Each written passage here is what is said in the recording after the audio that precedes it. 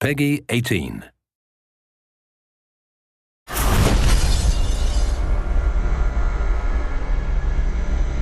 The thing we really wanted to do was give the player decisions to make, give the player choices and have some consequences to those choices. And some have lightweight or subtle consequences, and some are purely aesthetic. Choice matter because in the media video game, you can make choices where the movies doesn't allow you to make choices. So having the consequences to what you do and seeing how the simulation deals with your choices, it feels like the player has full ownership of his experience.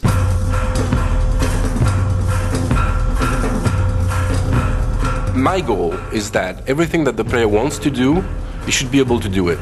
As you can go everywhere, then it has to be functional everywhere. If he sees a door, it's an openable door. If he sees a roof, he should be able to climb there, and he knows that this is a valid path. As you guide Corvo through the world, as you see this world from a first-person perspective, you can constantly approach the game with all-out violence or subtlety, like you can be very surgical in how you move into an environment and how you deal with the assassination target.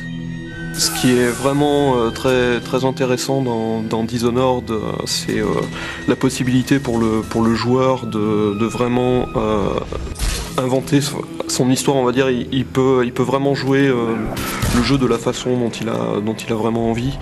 Il peut très bien jouer au jeu sans jamais tuer personne, ou alors être une bête sauvage et attaquer tout le monde, mais ça aura des conséquences dans le jeu. I feel like we might have made the first assassination game where you don't actually have to kill anybody.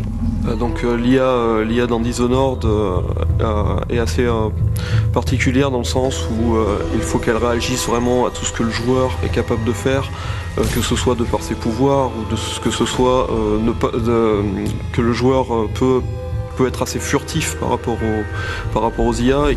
Dans Dishonored, le joueur a la possibilité donc de jouer de différentes façons, et s'il choisit la façon vraiment furtive, essayer de...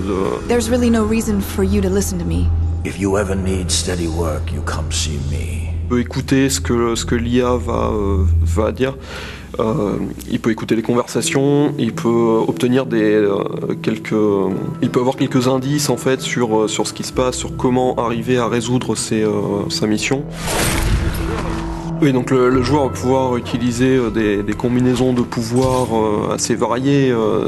Par exemple, donc il va pouvoir arrêter le temps, commencer à utiliser l'arbalète pour tirer sur les différents ennemis. Les flèches vont prendre le cours normal du temps, tous les ennemis dans la pièce vont mourir. Il peut utiliser ça de façon... il peut utiliser des combinaisons complètement incroyables, et je pense que on va être assez étonné de ce que les joueurs vont être capables de faire. So when people play Dishonored, and once in a while they figure out something that just feels utterly creative to them and that they wouldn't have expected to be able to do in the game, that is a magic moment for us. That's what we live for. I watched a guy the other day do something I'd never seen in Dishonored before. He was running away after killing off a couple of high-profile assassination targets, 2 members of parliament, and he was up high on a balcony. And the jump would have killed him because it was maybe 4 stories up, but he had the possession power. And in our game, when you possess somebody, it's not like you leave your body behind and possess them with your mind.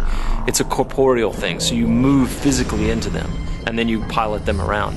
And so he jumped off of this balcony 4 stories up and plummeted to the ground, and I thought he was going to die. He was on the pavement next to the river, but he was angling for this guard that was walking a patrol down there, and as he got close to the guard, he activated the possession power and moved into the guy, and it kills the inertia of the fall, and he lived and walked past the other guards who didn't know anything was wrong.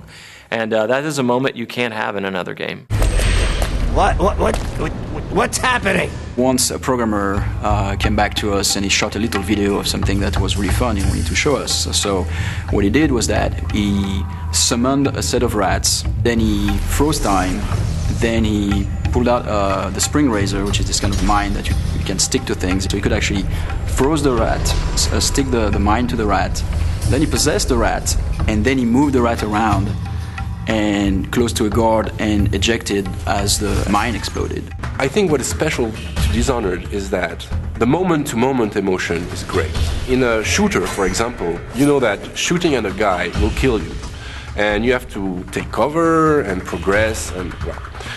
But in Dishonored, you can combine things in a way that even the result can be unpredictable. For us, the thing that is a thrill is whenever we are surprised by the game. We see that for the first time, like a character responding to something, all those powers will chain together, and still the simulation works.